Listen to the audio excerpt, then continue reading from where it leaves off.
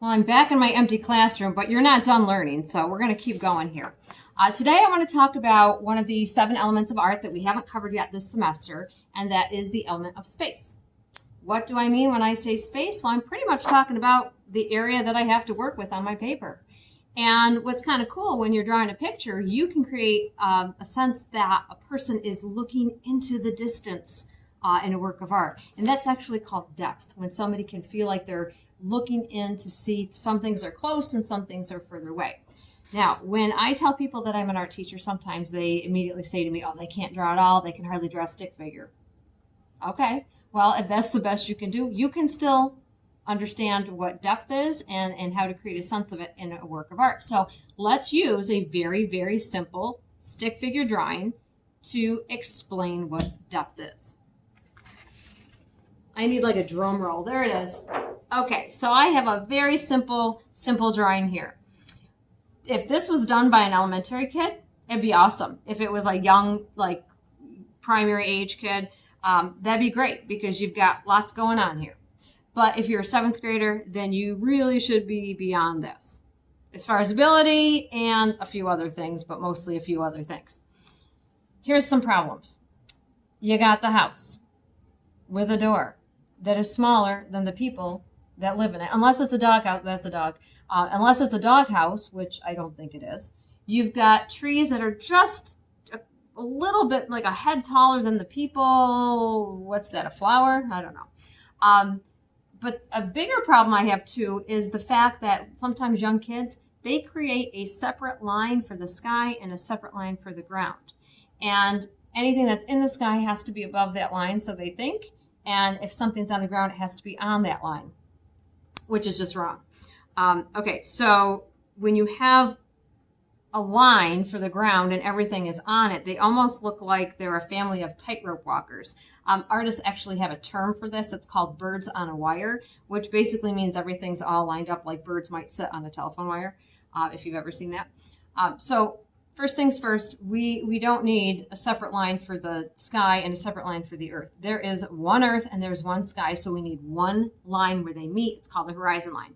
So you could pick either one that you want to keep, or it could be anywhere on the page, as long as obviously it's lower than the sun. The sun has to be in the sky. So we're going to keep it stick figure, but we're going to create a sense of depth.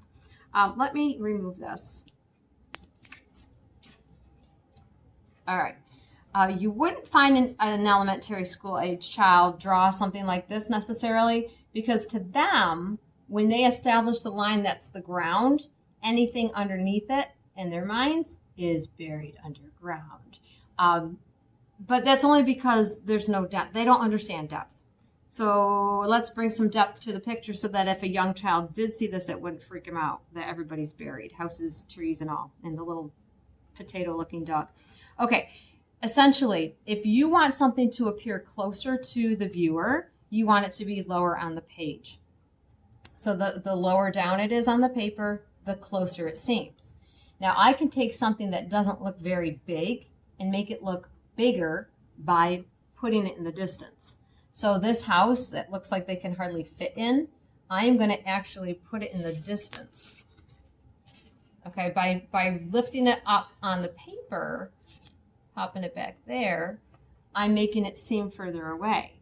And because the size stayed the same and I moved it up and it seems further away, now the house seems bigger. This little tiny tree, I can make this seem bigger too by moving it up the page. And if I move the bottom of the tree so it's higher up than the bottom of the house, it's going to seem even further away than the house is. Ooh, sorry, into the distance. Okay, so then how can I make this tree bigger? The same thing. I'm going to put it further back. And by putting it further back, it's going to make it seem larger than it is. All right. And then I have my people. Now they can stay the way they are, or I actually can move the little lady a little lower. And now she's closer to us. And the man's a little further back because you see the bottom of his legs are higher up than the bottom of her legs. So he's a little further back. So he's actually bigger than if he were to be right next to her. And the dog, it must be a small Chihuahua type dog, potato looking dog. But he's fine there. That works there. So this now, because I have lifted some things up higher on the page, it gives the illusion that they're further back. I kind of want to draw a path. Oh, my goodness. I'm going to just draw a path coming from the house.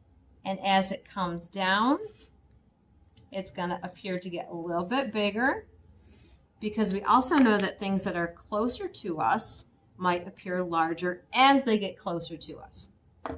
Like this, like if you see this cone, it's only going to look like it's getting bigger the closer I put it to the camera. All right, so hopefully this helps you to understand a sense of what depth is in a picture. And that's important to know, because for our next unit, we're going to be learning about perspective drawing. And perspective drawing allows us to draw very accurately a sense of depth using just pretty much a pencil and a ruler more than anything else. So understand this, and then my next video will be talking about perspective. Hang in there. Hope you're doing great. Miss you.